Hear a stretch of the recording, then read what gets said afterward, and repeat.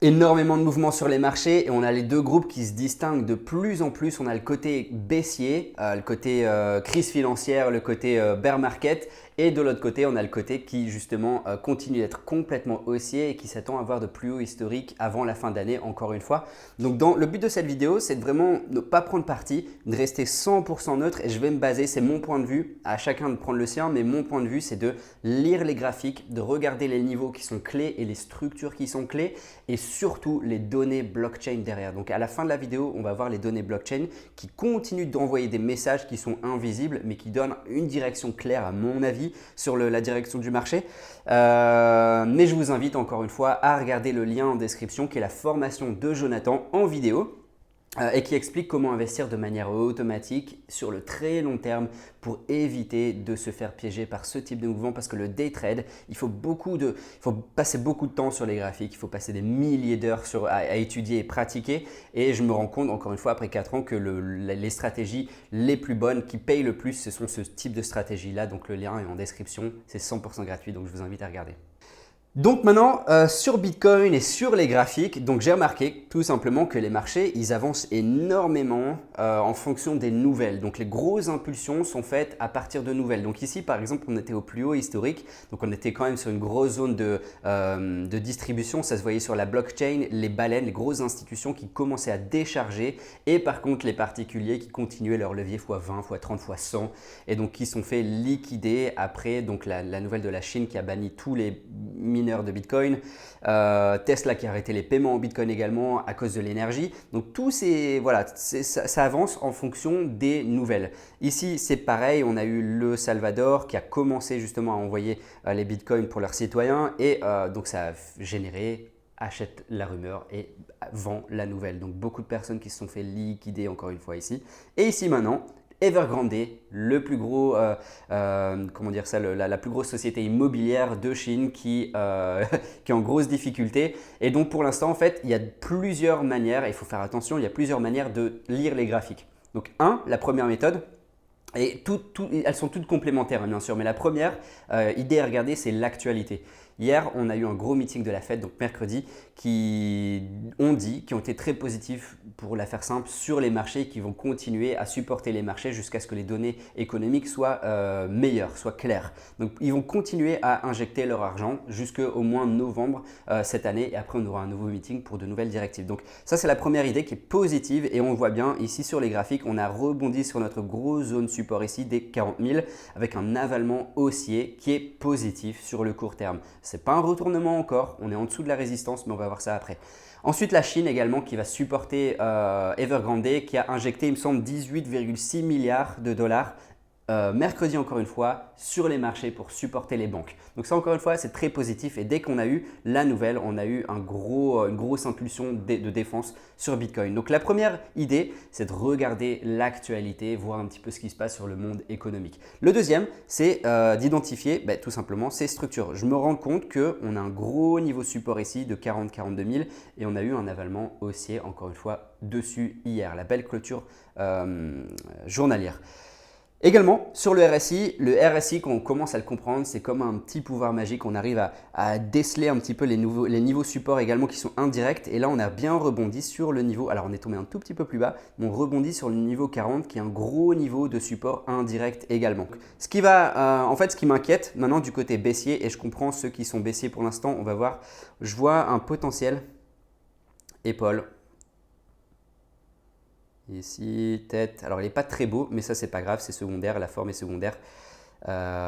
Épaule ici. Donc, en fait, si on veut invalider ce scénario baissier, il faut invalider cette épaule, tête, épaule. Et tout simplement, il faut regagner la zone verte ici, qui va tourner résistante.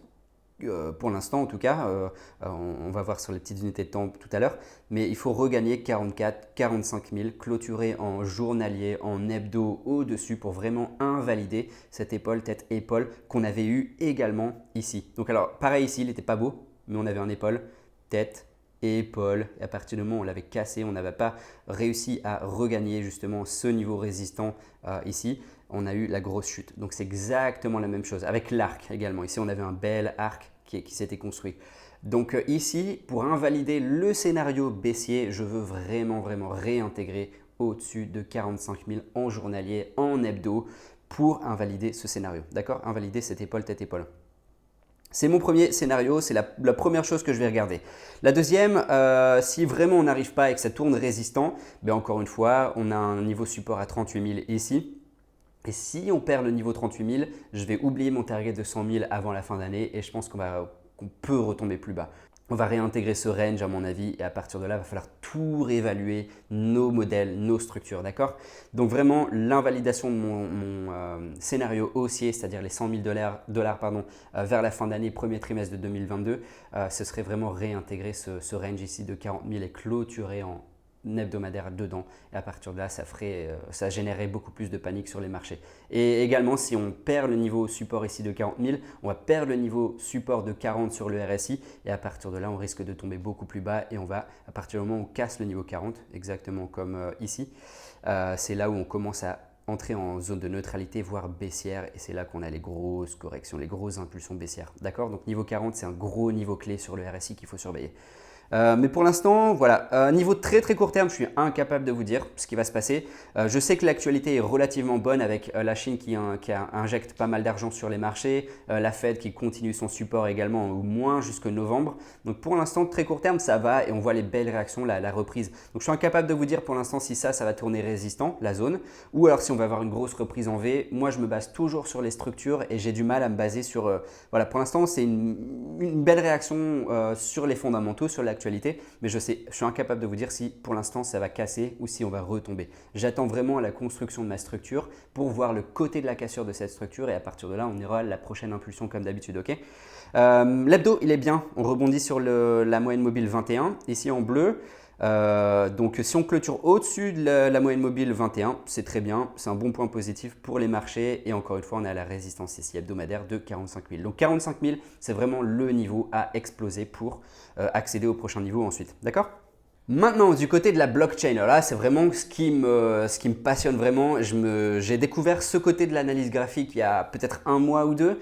Et avant, je ne m'y intéressais pas du tout, mais je me rends compte qu'en fait, c'est vraiment ce qui anime les marchés, ce qui provoque les grosses impulsions haussières, les bull runs. Donc ici, on a les liquid supply, donc les réserves qui sont illiquides, c'est-à-dire les bitcoins qui sont tenus par des entités, des mains fortes, des institutions qui tiennent sur le long terme. Et là, on a atteint un nouveau plus haut historique de 14,43 millions de bitcoins qui sont tenus par des mains fortes qui tiennent sur le long terme, moyen long terme, ou en tout cas jusqu'à la fin du cycle haussier. Et au plus on a de réserves qui sont illiquides, au plus on a ce choc de réserve, ces impulsions qui restent haussières. Alors attention, parce que oui, on a les mauvaises nouvelles, on a beaucoup de liquidation de levier, on a beaucoup de grosses corrections qui font peur, mais il faut voir la blockchain, les données blockchain comme le momentum d'une locomotive qui commence à démarrer et quitter la gare. Donc ça prend du temps, ça prend beaucoup d'énergie, ça prend beaucoup de… Voilà, et quand on continue d'avoir ces données qui sont positives, c'est-à-dire donner de l'énergie à cette locomotive, à alimenter cette locomotive, c'est là où on commence à partir du moment où on casse ses résistances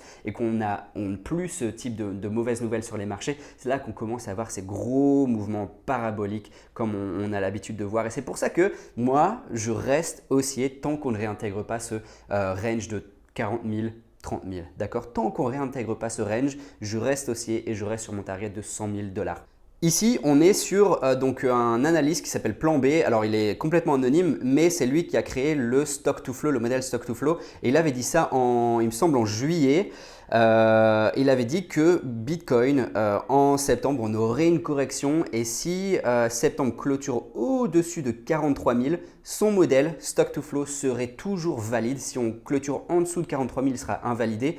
Et si on continue de valider ce modèle, il continue de penser qu'on aura un Bitcoin à 100 000 dollars au moins avant la fin d'année. Un autre modèle que j'aime beaucoup, c'est les analystes de Northstar ici, Northstar 69, super pseudonyme, mais ils sont hyper comment dire ça, pro et compétents. Donc là, c'est le modèle des arcs encore une fois. Donc là, on est dans l'arc résistant qu'on a vu sur le graphique tout à l'heure et un arc de support également qu'on a touché. Donc on se rend compte que le support ils l'ont déterminé à 41 000, 42 000. Donc leur support, il a été touché et il a été respecté pour l'instant. Donc pour l'instant, c'est vraiment le point point clé qui va décider si on va continuer la hausse et on va avoir un bull market, la continuation du bull market, ou si on le perd, on va justement repartir vers les 30 000, voire plus bas.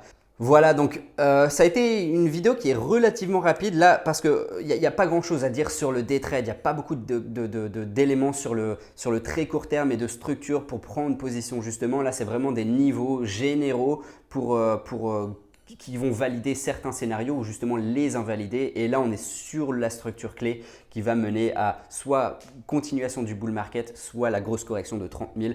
Et je continue d'être haussier, mais il ne faut pas être borné. Donc, je lis les graphiques tels qu'ils sont. Et si à un moment, on a un retournement ou alors des données blockchain qui sont négatives, c'est là que je vais retourner ma veste et je vais dire attention, il faut se méfier. Mais pour l'instant, je reste neutre à tendance haussière vers la fin d'année. Encore une fois, c'est toujours pareil.